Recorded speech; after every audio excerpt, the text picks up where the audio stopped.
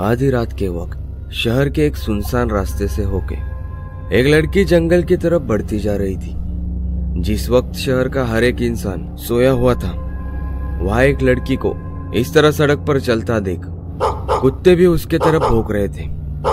लेकिन वो लड़की जैसे ही कुत्तों की तरफ देखती थी, वह कुत्ते डर के मारे दुबक जाते थे। आसमान में चांद ने बादलों को ढक लिया था, लेकिन उन अंधेरों से भी वो लड़की डर नहीं रही थी। जंगल से होते हुए वो लड़की एक खंडर के बाहर आकर रुकी। वहां जाते ही उसके होठों पर एक बड़ी सी मुस्कुराहट थी। वह जैसे ही खंडर के बाहर पहुंची, उसके कानों में एक आवाज गूंजी, आ गई तुम? मुझे तुम्हारा ही इंतजार था, अब जल्दी करो, मुझे यहाँ से आजाद करो। यह सुनकर उस लड़की के कदम अपने आप खंडर के तरफ बढ़ गए। खंडर में एक कमरा था जिस पर बड़ा सा ताला लगा हुआ था। उस लड़की के छूते ही ताला टूटकर अलग हो गया और दरवाजा अपने आप खुल गया। उस लड़की ने जैसे ही कमरे में कदम रखा, वहां सैकड़ों आईने टूटने की आवाज आ गई। वह कमरा पूरी तरह से आईने से बना हुआ था। वहां तरह तरह के और अलग अलग आकार के आईने भरे हुए थे। उस लड़की ने जैसे ही कमरे में कदम रखा, किसी ने जोर से ठहाके लगाए और उस कमरे का दरवाजा बंद हो गया। और वह आवाज फिर से लड़की के कानों में गूंजी, सदियों से तुम्हारा इंतजार मैं इस कैद में कर रही हूँ, अब वक्त आ गया है कि तुम मुझे आजाद कर दो। यह आवाज उस लड़की के कानों में गूंज रही थी और एकदम से वह चीख पड़ी, बस करो, बंद करो ये आवाज, मेरा सर फटा जा रहा है। और तभी किसी ने उसे नींद से उठाया। Shilpa, what happened? क्या हो गया तुम्हें? और शिल्पा ने अपनी आंखें खोली। वो अब तक कॉलेज के बस में ही थी और वो हैरानी से बोली, मैं बस में कैसी? और शिल्पा की फ्रेंड आरती ने कहा, अब हम कॉलेज के ट्रिप में बस से ही तो आए हैं, वैसे भी हमें पहुंचने में अभी 2-3 घंटे का टाइम है। आरती के बात से शिल्पा हैरान थी। शिल्पा ने सोचा, मैं बस में कैसे हो सकती हूँ? मैंने तो देखा कि मैं किसी खंडर के बाहर थी और वो मिरर वाला कमरा, मैंने कपड़े भी तो यही पहने थे, तो ये सपना कैसे हो सकता है? तभी आरती ऊंची आवाज में बोली, क्या हो गया फिर से तुझे? अरे यार, मुझे समझ नहीं आता कि तू कौन से ख्यालों में खोई होती है। और शिल्पा बोली, नहीं कुछ नहीं। फिर शिल्पा अपने मन में बोली, शायद कोई सपना था, लेकिन बहुत अजीब था। इतना कहते ही शिल्पा ने जैसे ही अपने बालों को समेटने के लिए अपना हाथ अपने चेहरे के पास लिया, तो वो हैरान रह गई। उसके हाथ पर एक कटा हुआ निशान था और ये देखकर वो चौंक पड़ी और बोली, एक कट मेरे हाथ पर कब लगा? शिल्पा की बात पर आरती की नजर भी शिल्पा के हाथ पर गई और वो घबरा कर बोली, बहुत ही गहरा कट लगा है, ये कब लगा? शिल्पा बोली, पता नहीं। फिर उसे याद आया कि वो जब आईने वाले कमरे में गई थी, वह आईना टूटकर उसके हाथ पर गिरा था। लेकिन ऐसा कैसे हो सकता था? सपने में उसे हाथ में चोट लगी थी, इसका इफेक्ट रियलिटी में कैसे हो सकता था? शिल्पा को एसी बस में बैठकर पसीना आ रहा था और आरती को लगा कि शायद उसकी तबीयत ठीक नहीं हो, इसलिए आरती ने तुरंत बोतल खोलकर उसे पानी पीने के लिए दिया। शिल्पा पानी पी रही थी कि एकदम से बस में ब्रेक लगा। अचानक बीच रास्ते में बस के रुकने से सारे स्टूडेंट परेशान हो गए थे और ड्राइवर को भी आवाज लगा रहे थे। उनके साथ आए प्रोफेसर ने जब मालूम किया तो पता चला कि बस में कोई प्रॉब्लम हो गया है। ड्राइवर कोशिश कर रहा है लेकिन बस चालू नहीं हो रही। सारे स्टूडेंट बस के नीचे उतर गए और ड्राइवर को घेर कर खड़े थे। आरती भी नीचे चली गई, लेकिन शिल्पा की तबीयत ठीक नहीं थी, इसलिए वह अभी भी बस में बैठी हुई थी।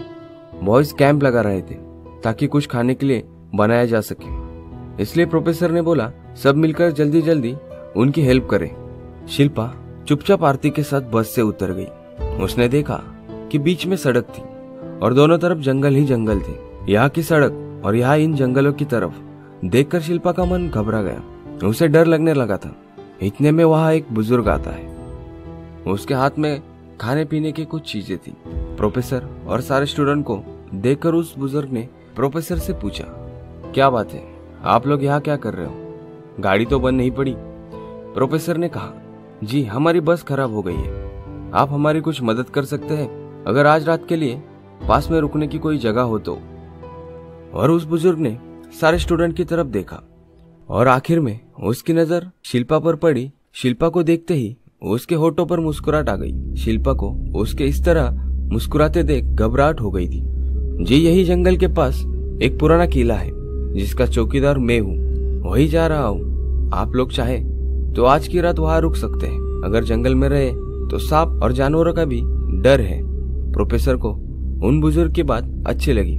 प्रोफेसर ने बोला, सब काम छोड़ दो कि चलो हम उस किले में चलते हैं। सब उस बुजुर्ग के साथ चल पड़े।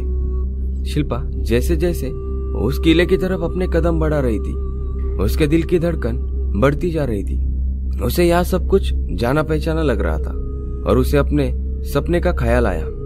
सपने का ख्याल आते ही उसके कान में धीमी आवाज गूंजी, जल्दी आओ, मुझे तुम्हारा ही इंतजार था। मेरी तरफ बस कुछ ही कदम की दूरी पर हो। तुम जल्दी आओ और मुझे आजाद कर दो। इस आवाज को सुनकर शिल्पा ने चारों तरफ देखा और उसे इस तरह चौंकते हुए देखकर आरती ने पूछा, क्या हो गया, ऐसा क्यों देख रही है? जल्दी कर, शाम होने वाली है। इससे पहले शिल्पा कुछ बोलती, उसे देखकर उसके फ्रेंड्स हंसने लगे और उसका मजाक उड़ाने लगे कि शिल्पा अब जागते हुए भी सपने देखती है।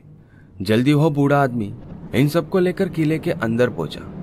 उस किले पर नजर पड़ते ही शिल्पा का पूरा शरीर सुन्न पड़ गया, क्योंकि वह वही खंडर था जो शिल्पा ने अपने सपने में देखा था। ती बेहोश होने लगी। तभी उसके दोस्तों ने उसे जल्दी से पकड़ा और उसे एक जगह बिठाया और उसे पानी पिलाया। प्रोफेसर ने पूछा कि आखिर शिल्पा को क्या हुआ। आरती ने बताया, सुबह से ही इसकी तबीयत कुछ ठीक नहीं है और इसे आराम की जरूरत है। सब लोग शिल्पा को घेरे खड़े थे। तभी शिल्पा की नजर खंडर के ऊपरी मंजिल पर बने एक कमरे पर पड़ गई। उसे लगा उस कमरे के खिड़की पर कोई खड़ा है और शिल्पा की तरफ देख रहा है। शिल्पा को लगा कि शायद उसका कोई वहम था, लेकिन जब उसने ध्यान से देखा तो उसकी आंखों में खौफ साफ दिखने लगा था, क्योंकि उस खिड़की पर जो खड़ा था और उसे बुला रहा था वह कोई और नहीं बल्कि खुद शिल्पा थी, या शायद शिल्पा की कोई हमशक्ल। आखिर क्या थी शिल्पा के सपने की हकीकत और क्या था खंडर का राज? शिल्पा का खंडर के साथ क्या कनेक्शन था और वो क्या था जो शिल्पा को बार बार अपनी तरफ बुला रहा था? रहस्यमय आईना के आगे की कहानी जानने के लिए देखिए रहस्यमय आईना पार्ट 2।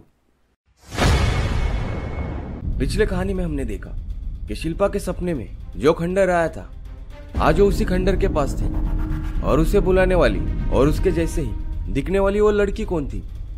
आइए देखते हैं। शिल्पा ने खंडर के पहली मंजिल पर अपने ही जैसे किसी को खड़ा देखा जो उसकी तरफ मुस्कुरा रही थी और उसे अपनी तरफ बुला रही थी। यह देखकर शिल्पा की आंखें डर के मारे फटी की फटी रह गई। आरती ने शिल्पा की नजरों का पीछा किया और बोली, क्या हो गया तुझे, क्या देख रही है उस तरफ? और शिल्पा इशारा करते हुए बोली, वहाँ कोई है। इतना बोलते हुए शिल्पा बेहोश हो गई और शिल्पा के बेहोश होते ही उस बूढ़े चौकीदार के होठों पर रहस्यमय मुस्कुराहट आ गई। वो अपने मन में बोला, तो हो गई है शुरुआत। आखिर उसका यह सदियों का इंतजार खत्म हो गया, इसे यहाँ आना ही पड़ा। इतना कहकर चौकीदार ने पीछे खंडर की तरफ देखा और उसे भी खिड़की पर शिल्पा की तरह एक लड़की नजर आई जो चौकीदार को देखकर मुस्कुरा रही थी। आधी रात का वक्त हो चला।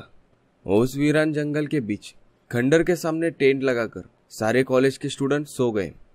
शिल्पा जो अब तक बेहोश के नींद में सोई हुई थी, उसके कानों में एक आवाज गूंजी, उठो जल्दी, मेरे पास आओ और मुझे आजाद करो। इस आवाज के साथ शिल्पा की नींद खुल गई। शिल्पा किसी सम्मोहित इंसान की तरह उठ खड़ी हो गई और टेंट से निकलकर खंडर की तरफ बढ़ गई। बूढ़ा चौकीदार जो खंडर के गेट पर ही खड़ा था, उसने शिल्पा को देखा और जैसे ही शिल्पा अंदर गई वो भी उसके पीछे चलने लगा। शिल्पा ने जैसे ही उस खंडर के किले के भीतर अपने कदम रख दिए, खंडर का बड़ा सा दरवाजा बंद हो गया और जैसे ही वह दरवाजा बंद हुआ, उसकी आवाज से शिल्पा होश में आ गई और अपने आप को किले के अंदर पाया, जहाँ चारों तरफ सिर्फ अंधेरा ही अंधेरा था। उसका दम घुट रहा था। शिल्पा समझ नहीं पा रही थी कि वह कहाँ जाए। उसने चिल्लाते हुए कहा, कोई है? मैं यहाँ फंस गई हूँ, मुझे यहाँ से निकालो, कोई है यहाँ? लेकिन उसके पीछे से आ रहे चौकीदार ने कहा, कोई तुम्हें यहाँ से नहीं निकालेगा, यही तुम्हारी नियति है, और यही तुम्हारा अंत। इतना कहते हुए चौकीदार ने माचिस जलाई और अपने हाथों में पकड़े हुए मोमबत्ती को जलाया, जिससे वहां रोशनी हो गई। शिल्पा देख पा रही थी वह बूढ़ा चौकीदार जो शाम को इन लोगों को सामान्य इंसान लग रहा था, वह कोई सामान्य इंसान नहीं था। उसका आधा शरीर जला हुआ था, उसकी दोनों आंखें बिल्कुल सफेद थी। शिल्पा उसे देखकर डर गई और चीखते हुए अंदर की तरफ भागी और वह बूढ़ा हंसते हुए बोला, अपने मौत के नजदीक जाने की इतनी बेताबी है। शिल्पा समझ नहीं पा रही थी कि वह कहाँ जा रही थी, बस वो भागी जा रही थी और सीढ़ियों से चढ़कर एक कमरे के बाहर पहुंच गई। शिल्पा कमरे के अंदर पहुंचते ही कमरे के भीतर से कोई जोर से दरवाजा पीट रहा था। शिल्पा ने पलटकर दरवाजे की तरफ देखा। दरवाजा और वहां लगे ताले को देखकर उसके होश उड़ गए, क्योंकि यह वही दरवाजा था और वही ताला था जो उसने अपने सपने में देखा था। शिल्पा उस दरवाजे की तरफ डर के मारे देखते हुए एक कदम कदम पर पीछे हट रही थी। उसे अपने पीछे कोई खड़ा महसूस हुआ और उसने जैसे ही पीछे पलटकर देखा, पीछे वही बूढ़ा चौकीदार था। अब शिल्पा को समझ नहीं आ रहा था कि वह कहाँ भागे। शिल्पा ने डरते हुए कहा, कौन हो तुम और क्या चाहते हो? बूढ़ा चौकीदार शिल्पा के नजदीक आया और उसके चेहरे को देखते हुए बोला, कमाल की बात है राजकुमारी वंदना, आपको कुछ भी याद नहीं है? मैंने तो सुना था कि इंसान जब अपने पूर्वजन्म से जुड़े हुए किसी स्थान को देख लेता है तो उसे वह जाना पहचाना सा लगता है, लेकिन आपको कुछ याद नहीं है। और शिल्पा बोली, कौन वंदना? मैं वंदना नहीं हूँ, शिल्पा हूँ। फिर वो बोला, पहले दरवाजा तो खोलो, फिर आपको पता चलेगा वंदना कौन है। शिल्पा बोली, नहीं, मैं कोई दरवाजा नहीं खोलूंगी, मुझे यहाँ से जाने दो। लेकिन वह चौकीदार धीरे धीरे से शिल्पा की तरफ बढ़ता जा रहा था और शिल्पा पीछे खिसकती जा रही थी और खिसकते हुए वह दरवाजे से टकरा गई और उसने उस ताले को छू लिया। उसके छूते ही ताला टूटकर एक तरफ गिर गया और वह दरवाजा खुल गया। दरवाजा खुलते ही आईनों की चकाचौंध से वह पूरा कमरा जगमगा रहा था और शिल्पा के कमरे में जाते ही वहां ढेर सारे आईने के एक साथ टूटने की आवाज गूंजने लगी और तभी एक आईना उसके हाथ पर लग गया और उसे गहरा घाव लगा। शिल्पा दर्द से चीख उठी। शिल्पा ने देखा कि खून की बूंदें नीचे गिरे हुए एक कांच पर टपक रही थी और देखते ही देखते उस कमरे में मौजूद तमाम आईने लाल हो गए और उन सब से धुआं निकलने लगा। यह देखते ही वह बूढ़ा खुशी से चिल्लाने लगा, मालकिन आपका स्वागत है, आपका स्वागत है। शिल्पा को कुछ समझ नहीं आ रहा था कि यहाँ क्या हो रहा है और शिल्पा के देखते ही देखते उसके सामने उसी की तरह एक लड़की खड़ी थी और शिल्पा की तरफ मुस्कुरा रही थी। वो बोली, आखिर सदियों बाद मेरा इंतजार पूरा हुआ और अब से सदियों तक मेरे बदले इस कैद में तुम रहोगी, जिस कैद में तुम्हारी वजह से मुझे डाला गया था मेरी प्यारी बहना। शिल्पा बड़ी मुश्किल से बोली, क्या मतलब है तुम्हारा? मेरा क्या लेना देना तुमसे? और वो हंसती हुई चौकीदार से बोली, बताओ इसका क्या संबंध है यहाँ से और मुझसे? चौकीदार ने शिल्पा के सर पर हाथ रखा और शिल्पा को सब कुछ किसी फिल्म की तरह दिखाने लगा। चंदना और वंदना, दो बहनें, हंसता मुस्कुराता यह महल। महाराज को अपनी दोनों बेटियों से बड़ा प्रेम था। जहाँ वंदना बहुत ही शांत और समझदार थी, वहाँ चंदना बहुत ही जल्दी गुस्सा होने वाली और क्रूर थी। उसके मन में किसी के लिए दया नहीं थी। चंदना बड़ी थी और इस पूरे साम्राज्य का उत्तराधिकारी भी उसे ही होना चाहिए था, लेकिन महाराज ने एक निर्णय लिया और वंदना को अपना अगला उत्तराधिकारी घोषित किया, क्योंकि वंदना में वह सारे गुण थे जो किसी भी शासक में हो सकते थे। और इस बात को चंदना बर्दाश्त नहीं कर पाई और उसने काले जादू की मदद से वंदना को नुकसान पहुंचाने की कोशिश की। लेकिन यह बात राजा को पता चल गई और उसने चंदना के इस आईने के कमरे में उसे बंद कर दिया और वंदना को उत्तराधिकारी बनाने की तैयारी शुरू की। वह चाहते थे एक बार वंदना साम्राज्य की उत्तराधिकारी बन जाए, उसके बाद वह चंदना से बात करके उसे समझा बुझा लेगी। लेकिन चंदना इतनी आसानी से हार मानने वाली नहीं थी। उसने अपने काले विद्याओं का इस्तेमाल करके पूरे साम्राज्य को ही तबाह करने की कोशिश की और इतनी सारी नकारात्मक ऊर्जाओं की वजह से चंदना के भीतर से पूरे तरीके से इंसानियत खत्म हो चुकी थी और वह काला जादू के वश में आ गई थी। अब महाराज के पास चंदना को कैद करने के अलावा और कोई चारा नहीं था। चंदना को आईने के कमरे में कैद कर दिया, जहां भूखी प्यासी चंदना ने तड़प तड़प कर अपनी जान दे दी और उसकी आत्मा उन्हीं आईनों में कैद हो गई। लेकिन उनके महागुरु ने यह बताया कि वंदना की वजह से चंदना की मौत हुई है, इसलिए चंदना को आजाद करने के लिए वंदना के रक्त की आवश्यकता होगी और चंदना कई कोशिश करेगी वंदना को अपनी तरफ बुलाने के लिए। और अगर कभी चंदना आजाद हुई तो बहुत बड़ी मुसीबत आ सकती है, क्योंकि अब तक तो वो जिंदा थी और काले जादू से तबाही मचा रही थी। लेकिन अब अगर वह जागी तो वो एक आत्मा के रूप में जागेगी, एक शैतानी आत्मा के रूप में, और वह इतनी खतरनाक होगी जिसे रोक पाना सामान्य रूप में संभव नहीं। शिल्पा को अब सारी बातें याद आ चुकी थी और वह ये समझ चुकी थी कि यह जो बूढ़ा चौकीदार है यह कोई और नहीं बल्कि चंदना का गुलाम था, जो चंदना के काले जादू में उसका बराबर सहयोगी था। वह अब तक चंदना के आदेश पर वंदना को यहाँ लाने के लिए हर तरीके की कोशिश कर रहा था और आखिर वह सफल हो गया। शिल्पा को कुछ समझ नहीं आ रहा था कि वह क्या करे और इसीलिए वह पूरी जान से उस कमरे से निकलकर भागी। लेकिन वह ज्यादा दूर तक नहीं भाग सकी क्योंकि उसका पैर फिसल गया और वो सीढ़ियों से होते हुए सीधे नीचे आ गिरी। तभी उसे अपने सामने चंदना खड़ी दिखाई दी, जिसने शिल्पा को उसके बालों से पकड़ा था। चंदना उसे घसीटते हुए किले के तहखाने की तरफ बढ़ चुकी थी और साथ ही में कह रही थी अब हमेशा के लिए उसकी कुर्बानी से वह अमर हो जाएगी और इस साम्राज्य पर तो वह शासन भी नहीं कर पाएगी, लेकिन अपनी ताकतों को बढ़ाकर अमर हो जाएगी और वह हर चीज पाएगी जो वह चाहती है। चंदना शिल्पा को लेकर किले के तहखाने में पहुंच गई। शिल्पा ने देखा वहां एक बड़ी सी पुरानी मूर्ति थी जिसका सर बकरे का था और उसका बाकी शरीर भी अजीब लग रहा था। और वहां पर बहुत से काले जादू की सामग्री रखी हुई थी और साथ ही वहां पर रखी हुई थी एक बड़ी सी कटार। शिल्पा को समझते देर नहीं लगी कि चंदना उसकी बलि देने वाली थी। चंदना ने शिल्पा को एक गोल के घेर में बैठा दिया और सामने बैठकर अपनी क्रिया शुरू कर दी। शिल्पा कुछ समझ नहीं पा रही थी कि वो क्या करे। धीरे धीरे शिल्पा ने देखा कि उस मूर्ति की आंखें लाल हो रही थी और वहां सैकड़ों जानवरों के रोने की आवाज और चीखने की आवाज आ रही थी। कभी कभी वो आवाज गुर्राहट में बदल जा रही थी। शिल्पा को ऐसा लग रहा था जैसे ये उसकी आखिरी घड़ी है। तभी चंदना जोर से बोली, मेरे इतने वक्त के इंतजार का फल दो मालिक, इसकी कुर्बानी स्वीकार करो और मुझे मेरी तमाम शक्तियां दे दो। इतना कहकर चंदना शिल्पा के नजदीक आने लगी और तभी किसी ने जोर से कहा, जल्दी करो, उस मूर्ति को गिरा दो, उस मूर्ति के टूटते ही सब खत्म हो जाएगा। शिल्पा के ये सुनते ही उसने बड़ी हिम्मत की और उठकर खड़ी हो गई और भागते हुए उस मूर्ति के पीछे चली गई।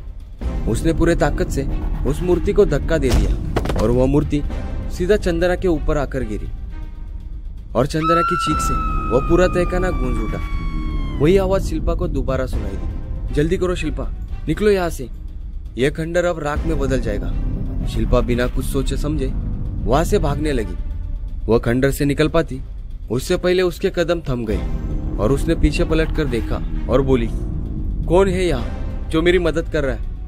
और तभी उसके सामने एक धुंधली आकृति बनने लगी जो देखते ही देखते एक आदमी में बदल गई। तभी शिल्पा के मुंह से निकल गया, पिताजी। और उस आदमी ने मुस्कुराते हुए कहा, आज यहाँ जो कुछ भी हुआ वह सब कुछ पहले से ही निर्धारित था। चंदना को कैद तो कर दिया लेकिन वह खत्म नहीं हुई। उसे खत्म करने के लिए उसके काले जादू की उस मूर्ति को तोड़ना बेहद जरूरी था और यह सब तुमसे जुड़ा हुआ था। उस मूर्ति का निर्माण ही तुम्हारे विनाश के लिए बना हुआ था, इसलिए यह सब तुम्हें ही खत्म करना था।